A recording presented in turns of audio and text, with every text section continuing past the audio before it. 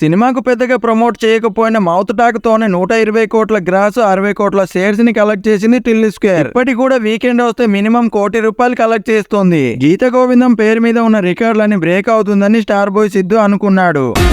ఎవడనుకున్నావే నువ్వు డీజే టిల్లు. తీరా చూస్తే టిల్లు స్క్వేర్ మూవీ 1 మంత్ లోపు ఓటీటీలో స్ట్రీమింగ్ అవ్వడానికి రెడీ అవుతుంది. టిల్లు క్యూబ్ తోనైనా గీతా గోవిందం పేరు మీద ఉన్న రికార్డులని బ్రేక్ అవుతుందో లేదో చూడాలి. ఎనీ టైమ్ ఎనీ ప్లాట్ఫామ్ నేను రెడీ. ఇదేం సినిమా డైలాగ్ కాదు. డైరెక్టర్ హరీష్ శంకర్ ఇంకా కెమెరామెన్ చోటాకే నాయుడు మధ్యలో జరుగుతున్న చిన్న సోషల్ మీడియా వార్. 10 సంవత్సరాల ముందు రామయ్య వస్తావే సినిమాలో వీళ్ళిద్దరికి చిన్న గొడవ అయిందట. అప్పట్లో దీని గురించి ఎక్కడ చెప్పకపోయినా రీసెంట్ గా జరిగిన ఒక ఇంటర్వ్యూలో చోటాకే నాయుడు హరీష్ శంకర్ తో గొడవ గురించి చెప్పాడు.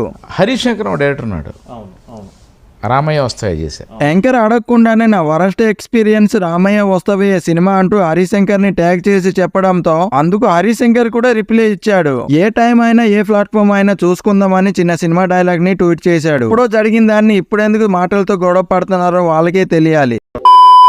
సమ్మర్ కి రిలీజ్ అవుతున్న సీక్వెల్ సినిమాలు. నెంబర్ 1 ప్రేమలు. ఈ సినిమా తెలుగు డబ్బింగ్ రేట్స్ లని కార్తికేయ 2 కోట్లకి కొన్నాడు. తెలుగులో సినిమా రిలీజ్ అయ్యాక మంచి రెస్పాన్స్ రావడంతో వీకెండ్ లోపు 16 కోట్ల గ్రాస్ 13 కోట్ల షేర్స్ ని కలెక్ట్ చేసి సినిమా బ్లాక్ బస్టర్ టాక్ తో సూపర్ హిట్ అయింది. రీసెంట్ గా జరిగిన ప్రేమలు సక్సెస్ మీట్ లో డైరెక్టర్ సీక్వెల్ ఉంటుందని రివీల్ చేసేసాడు. సినిమా 25 సమ్మర్ కి రిలీజ్ అవుతుందని చెప్పి. Number 2 mad. 2023 లో బెస్ట్ ఎంటర్టైన్మెంట్ మూవీగా మ్యాడ్ సినిమాకి గుర్తింపు వచ్చింది. సినిమాని 3 కోట్లకి అమ్మితే 15 కోట్ల గ్రాస్ 12 కోట్ల షేర్స్ ని కలెక్ట్ చేసింది. రీసెంట్ గా సినిమా సీక్వెల్ అయితే మొదలు పెట్టారు. Mad 2 movie 25 April 2nd week న రిలీజ్ అవుతుంది. మీకు ఎక్కువగా నచ్చిన సినిమా పేరు కింద కామెంట్ చేయండి.